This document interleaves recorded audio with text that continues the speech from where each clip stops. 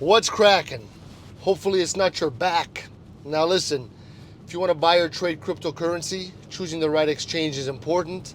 A crypto exchange is like a store where you can exchange regular money for digital coins. All right? Now, one of the best exchanges is called Coinbase. It's simple to use, perfect for beginners, and with Coinbase, you can basically, easily buy your first crypto coins and make safe trades. And it's also known for strong security features, okay, for having that. Now, another great exchange is called Binance. You probably heard of Binance. Binance is one of the largest in the world. It offers a huge variety of cryptocurrencies to trade from. So it's not only good for beginners, but even more, experienced traders, because it has extra tools to help you make smarter trades. Binance also, has lower fees, meaning that you can keep more of your money when you make trades.